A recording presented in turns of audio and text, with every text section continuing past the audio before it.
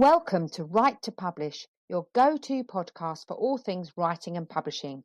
I'm Karen Stanley, a 14 times published author and the founder of Mabel and Stanley Publishing.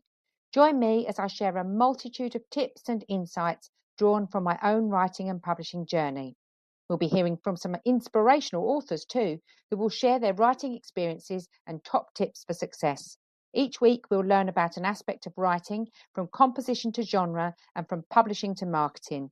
Listen in as we learn and chat about all things writing and publishing, and let's get you on the right path. Hello, and welcome to another episode of Write to Publish with me, Karen Stanley. It's lovely to have you all listening in again, and we're over 1,000 downloads at this point, so it's great to know that so many of you have been listening and enjoying the episodes. So I'm an author, a publishing mentor, and the person who has been asked the following question more times than I can possibly count. And that question is, Karen, is my book any good? And it's usually said with a lot of fear and pained expressions and some trepidation, a little bit of vulnerability and a lot of hope. And my first answer is always the same. The fact that you're asking that question is actually a really good sign. There are some truly terrible books out there, and they're always written usually by people who think they're brilliant.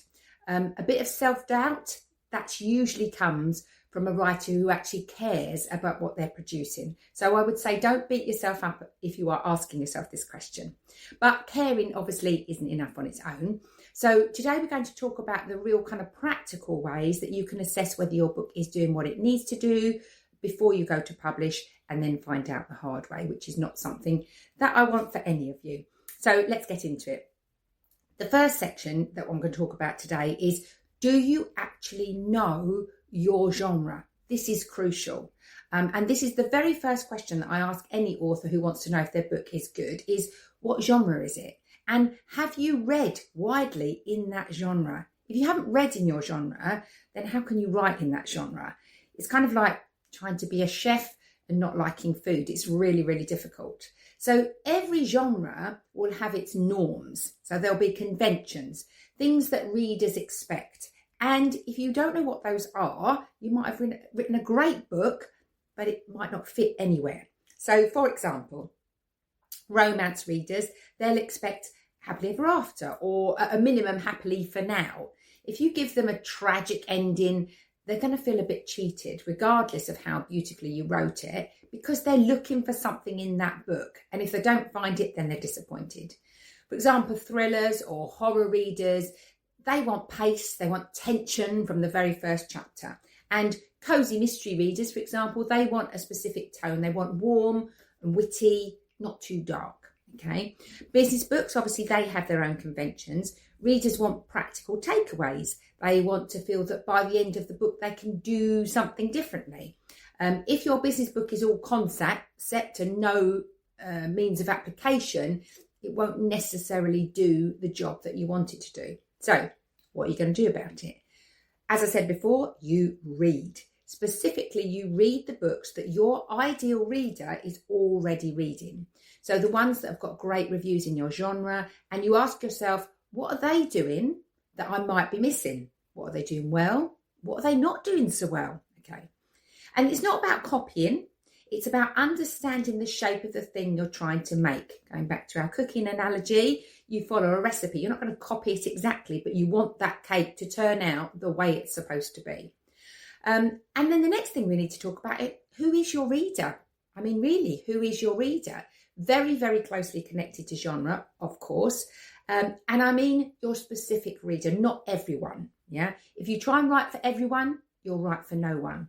You want to write for one person alone, and that's the actual person who is going to pick up your book. So how old are they? What do they already know about your topic? What do they read for? So it could be escape, information, entertainment, transformation. What's their tolerance for complexity? What language do they use? And this matters enormously, especially for something like age appropriateness. For example, if you're writing children's fiction, the vocabulary themes and the length requirements are very different at age 7 versus age 12, for example, or versus age 16. So young adult fiction handles themes that your younger readers wouldn't even touch, and teachers wouldn't want them to go near those books. And adult literary fiction can go to places that commercial fiction typically wouldn't. So it's horses for courses, really, is what I'm trying to say. And if you get this wrong, it isn't necessarily a reflection of your writing ability, but it is a problem, because a book that's aimed at the wrong reader will always feel off, no matter how well it's written. So here's a useful kind of tip or trick. If you write down 3 sentences describing your ideal reader as if they were a real person, if you struggle to do that, I mean, really struggle, you should be able to do that off the cuff, then you might need to spend some time going over that before you start to assess the book itself. If you don't know the destination, how are you going to get there? Always one of my favourite analogies. Next thing, read aloud. One of my favourite tools for pretty much everything when you're trying to spot mistakes, errors, missed concepts.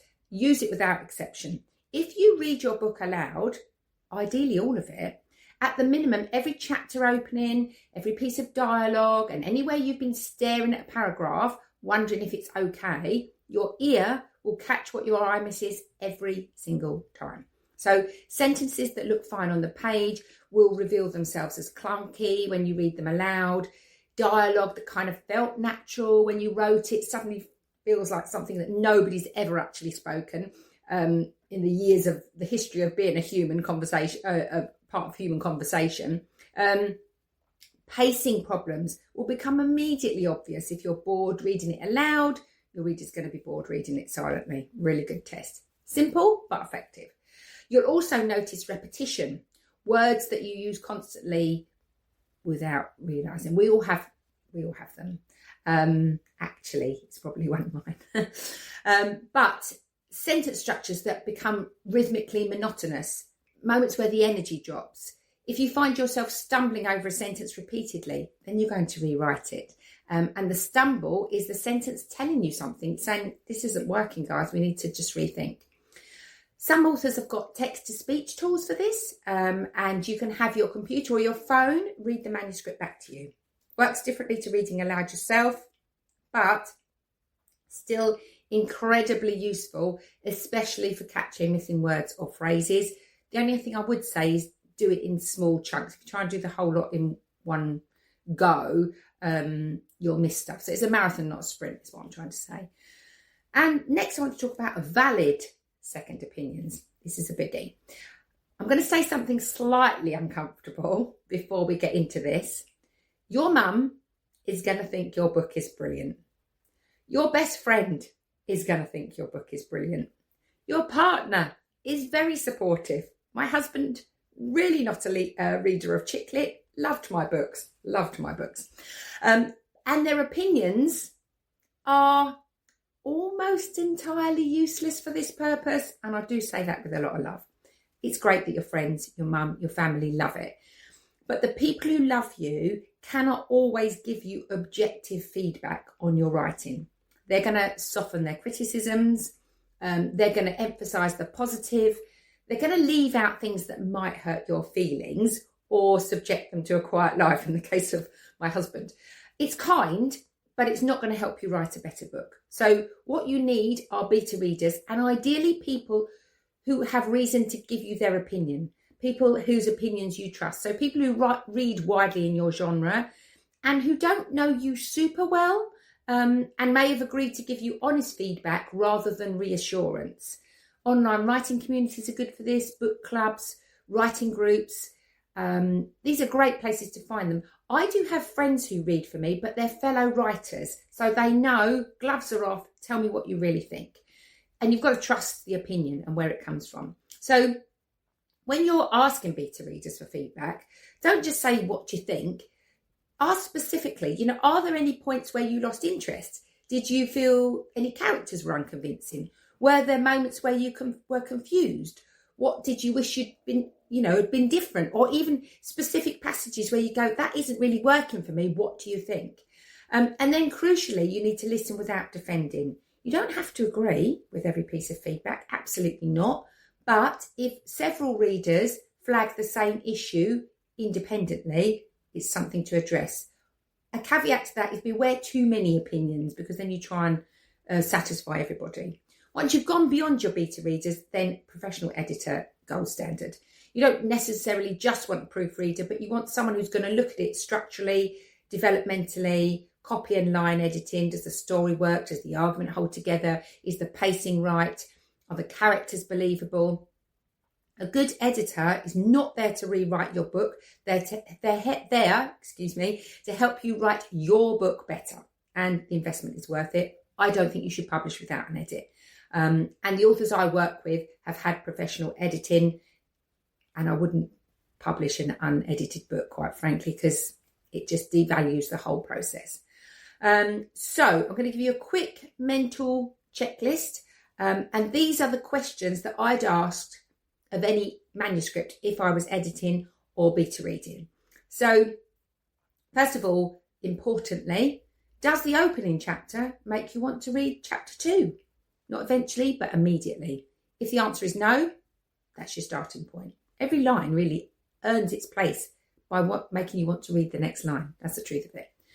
Secondly, are there scenes or chapters that you've skipped over in your own rereads because you find them boring? Cut them out. If you're skipping them, your reader's definitely skipping them. Third, can you summarise what your book is about in 2 sentences? Not the plot, but the point. What does a reader gain from this book? If you can't answer that clearly, potentially your reader won't be able to do that either. You should know in a snapshot, the money shot of what is your book about. Fourth, does your ending deliver on your opening promise? So whatever you set up at the beginning, the question, the hook, the emotional premise, does it pay off? This is more important than almost anything else. If you're disappointed at the ending, so will your reader be. And finally, would you buy this book? If you walked past it in a bookshop with the cover, the description, the blurb, the first page, would it make it into your shopping basket? Be brutally honest with yourself here. It's a tough one, but go with your gut. So how do you know if your book is any good?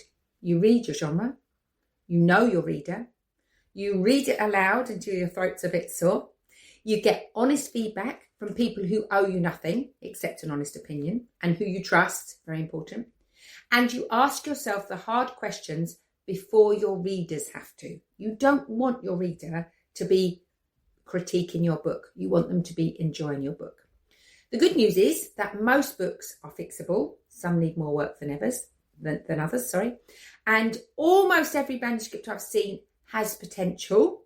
But the difference between a good book and a great book is generally a willingness to look at it honestly and do the work. Yeah, you've already shown me by listening that you're willing to ask the question, and that puts you ahead of more people than you think. If you'd like a professional pair of eyes on your manuscript, whether it's a structural review, editorial feedback, or just an honest conversation about where it's at, then you can head over to mabelandstanleypublishing.com, or you can drop me a line at Karen@mabelandstanleypublishing.com. That's MABEL, not LE. And I will be more than happy to answer your questions, whether we work together or not, I might add. So like, follow and share if today's episode was useful, and I'll see you all in a fortnight, or if you're watching or listening on the replays, I'll see you again soon. Bye for now, and thanks for listening in.